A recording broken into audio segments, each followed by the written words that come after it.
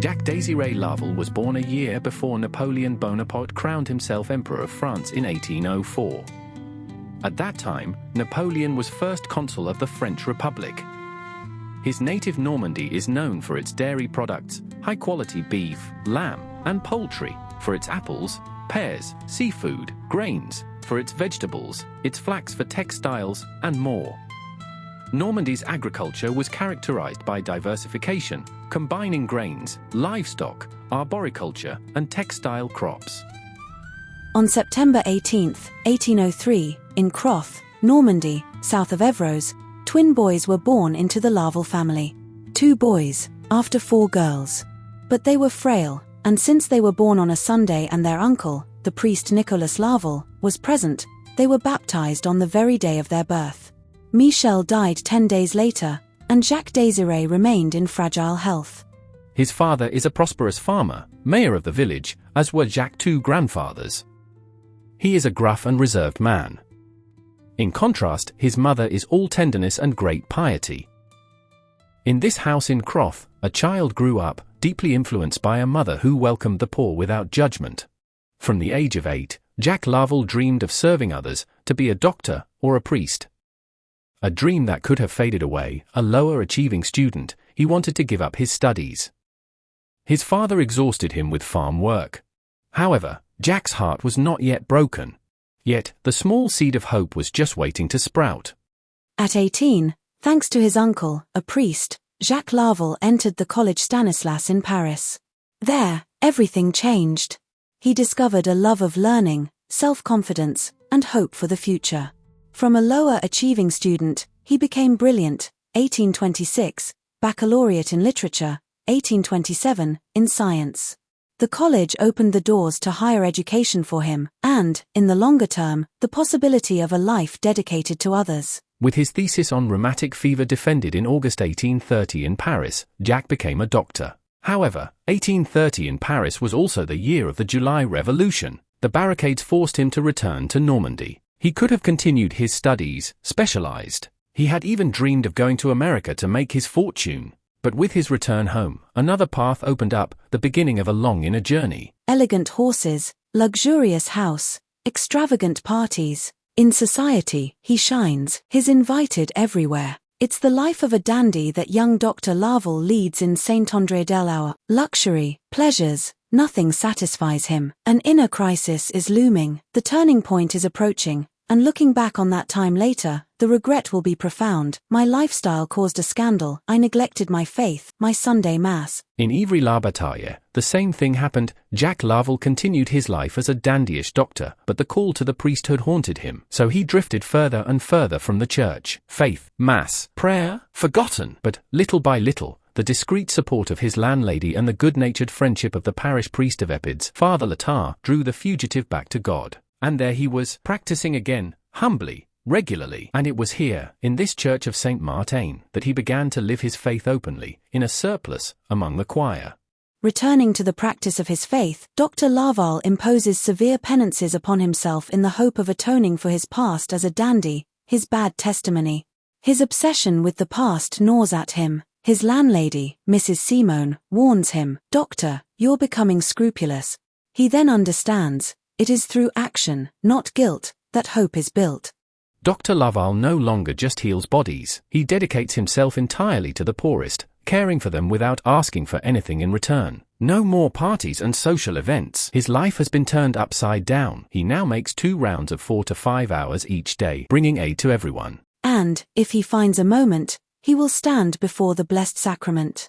God, at last, is no longer a judge. He is a presence, a peace. Jacques had considered settling down permanently, buying a house, continuing his life as a doctor. In order to escape the Lord's call, he had even, despite his lack of attraction, considered getting married. Deep down, he knows that this is not his vocation. God wants him elsewhere. Horses? In 5 years, he'd worn out 6. The last one broke its leg in a quagmire near Villers-en-Désover.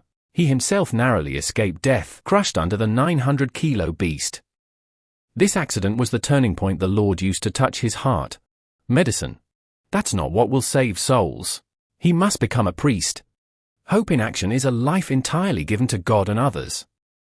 leaving medicine for the seminary, abandoning his status as a prominent citizen for that of a humble and poor student, far from easy. He confessed to the priest of Hope, "It was by invoking the assistance of the Blessed Mother, Mary, refuge of sinners, that I resumed my journey, little by little." From that moment on, Mary became his role model, his support, the icon of hope. She would guide his life, both in Pinterville and in Mauritius. At Saint-Sulpice, the future Father Laval was entrusted with the catechism of 40 girls from disadvantaged backgrounds. He hoped to raise them in the faith, but they were boisterous, lively, and difficult to manage. Far from being a failure, this humbling experience shaped him. He learned that patience, more than enthusiasm, builds hope. Haunted by his past mistakes, young Laval wants to make amends. He dreams of going to China to join the Lazarists, where the mission is most dangerous. His spiritual director stops him.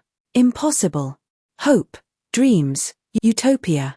Indeed, learning Chinese means mastering thousands of characters, a colossal challenge, and reality confirms this. Even after a 100-day trip to Mauritius, he couldn't string together 2 sentences in English. Therefore, he accepts. He will stay in Normandy, not out of resignation, but out of loyalty. Out of a desire to bear witness to the gospel wherever God calls him. In Pinterville, spiritual desert, church attendance is minimal. On Sundays at Mass, 12 elderly women, out of a population of over 450. Jacques does not give up. He prays, takes action, reaches out to his people. Within 2 years, his perseverance bears fruit. This time of silence and humility becomes his missionary novitiate. A preparation. A calling. Since the children work in the fields or in factories, it's impossible for them to attend catechism classes at the usual times. Thus, he adapts, 9 p.m. for the youngest, 10 p.m. for the others. On Sundays, he adds games, walks, apple picking. These aren't chores, they're their ray of sunshine, their fondest memories. In order to anchor the fledgling faith, Laval educated parents and prepared cohabiting couples for marriage. He would repeat, "Be good parents, and you will bring forth good children." When 2 seminarians on a visit ask him about it, he opens his heart. "I don't do much here, but if the Lord calls me, I shall leave to save more souls." He speaks without forcing himself, with hope and openness. He believes that it is up to God to decide. His own part is to wait. The slave abolition in Mauritius in 1835, effective in 1839, marked a turning point. Unlike in the West Indies, where it was accompanied by violence, and unlike in Réunion, where it was imposed under threat, Mauritius avoided bloodshed. But hope alone does not guarantee peace. It must be built. And this, despite the heavy tensions between former slaves and former masters. The imposed apprenticeship system prolonged the suffering for 4 years, and the arrival of Indian workers also profoundly transformed society. After abolition in 1835, tomorrow was uncertain. Many former slaves tasted freedom, while others sank into despair. The common denominator? Contempt. But reality quickly took over. They had to live. Some returned to their former masters, others cultivated small plots of land, and a few survived by stealing. Faced with tensions, thefts, and fires, people hoped for guidance to moralize the newly freed, to sow the seeds of hope for a new future. Father Laval did not come with a stick, as was customary elsewhere. He did not impose faith through fear. He learned Creole. He spoke to the Mauritians in their language. He showed them that they were valuable in the eyes of God, tenderness that restored hope. Thus began a pilgrimage of hope for the entire island. Laval did not change people through threats, but through love. Seen through the eyes of heaven and not condemned, they began to regain confidence. Now they dared to believe in themselves. That is where it all begins.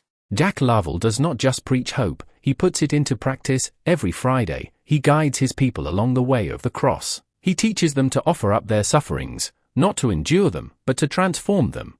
By following the humiliated Christ, the Mauritians find inner peace. For each of them, this prayer becomes a path to reconciliation, and this for the whole island. Faith that becomes liberation. Father Laval takes baptism and marriage to heart. He prepares couples to become godparents, witnesses to their faith. He also trains them to become witnesses to marriage, to anchor their commitment in the long term, a wisdom many today would do well to emulate, much to their advantage. Little by little, faith took root. Having barely emerged from ignorance, these new Christians radiated contagious joy. Laval did not content himself with evangelizing. He trusted his first converts, trained them, and sent them out. While catechism was still the sole preserve of priests, he chose male catechists, but also women, often couples. And half of his assistants were women, a revolution for the time. In Africa, this would not be seen until 20 years later, and only with men. Spiritan historian Jean-Michel identified 75 names. Many others remain anonymous. But their faith changed everything.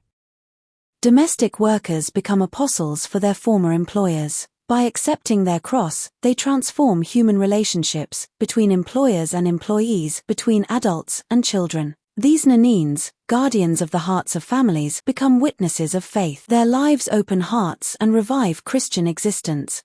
Among both whites and blacks, a visit from the priest brings fear of death. The nanines help to pacify the sick and accompany the dying with dignity. In his final years, Laval felt useless, unable to celebrate Mass, believing himself to be in a barren season. He described himself as a shaky hut, an unequipped soldier, but it was then that his lay followers, whom he had trained, revealed the fruitfulness of his apostolate. Supported by his own prayer, he now saw them carrying the faith to places he could no longer go. Their fidelity was his greatest victory, proof that he had been so right to place his trust in them. Having come for the black community, his love made no distinctions. His pastoral work brought together all the communities of the archipelago. He is an architect of peace, a symbol of unity. More than any politician, he remains today and will remain forever, the Apostle of Mauritian Unity. As for us, we have hope to see him canonized one day. Even during his lifetime, he was said to be a saint. Today, thousands of faithful flock to his tomb, witnesses to healings bringing thanksgiving. Several miracles are already under consideration by the Vatican. To reach the final step, only one more recognized miracle is needed. And as long as the crowds pray, hope remains alive. From the moment of his funeral, miracles were attributed to him. A miraculous healing was reported even before his coffin was closed. On the first anniversary of his death, attracted by his reputation for holiness, 4,000 people already flocked to his tomb. Encouraged by all these people who constantly came to pray there, testimonies of healings and graces multiplied. Back when I was in charge of the pilgrimage, I collected nearly 900 letters of gratitude. Many others went missing. And many are too private to be published. I made sure to anonymize the ones I kept. Before COVID, there were already nearly 10,000 pilgrims per week. In 2002, without any particular celebration, there were 20,000 in 1 week, living proof of the hope that he continues to inspire. At the time of the anniversary on the 9th of September, the crowds are huge. In 48 hours, nearly 75,000 pilgrims flock to the tomb. In a fortnight, the number approaches 150,000. The figures speak for themselves. Such a large turnout is proof that prayers are being answered. And yet, hope alone is not enough. We are in the 1960s. The miracle recognized by the Vatican dates back to 1923. The case had been dormant for nearly 40 years. It was not until 1964, under Paul VI, that Bishop Marjejo reopened the case. And it took another 15 years of active hope before the beatification finally took place in 1979. After beatification, a new miracle is required for canonization. A healing then strikes people's minds, a child, victim of an accident, with a damaged eye. And then, before surgery, the eye is healed. The Vatican requests a second opinion in France, but those responsible for the case cannot afford the cost of the trip or the stay, so they give up and say to themselves, anyway, we know he's a saint. Now it is 2017, and I find myself appointed Vice-Postulator for the cause of canonization of Father Laval. I am preparing a new miracle dossier and submitting it to a medical expert at the Vatican. He asks for additional information. That is being provided. Today, in 2025, the dossier is awaiting examination at the diocesan level before being sent back to Rome. Active hope. Failing to act would be to fall back into futile hope. Let us encourage the faithful to invoke Father Laval and to bear witness to the graces they have received. These simple, naive votive offerings are living signs. He is a saint, and his intercession touches hearts. Children's notebooks left in the crypt, pencils, rulers, prayers for exams. Lives have changed, vocations have blossomed. There is no superstition in these simple gestures, so powerful for so many pilgrims, Hindus, Christians, Muslims. This is not a whimsical act. It is a silent prayer, an encounter. In the crypt, families reconcile, surgeons feel invisible support, a doctor finds medicine in his bag despite it not being there the day before. Distraught parents, sick people, students, couples waiting. Christians, Hindus, Muslims, everyone comes. Let us not repeat the mistake of the past. In 1994, too many graces remained unspoken. For if Father Laval receives gifts from heaven, we must bear witness. Let us encourage the faithful to speak, to write, to offer their ex votos. Yes, we know he is a saint, but others need signs, proof, light in their suffering. It is up to us not to keep our blessed one to ourselves. It is up to us to become the mouthpieces of his hope.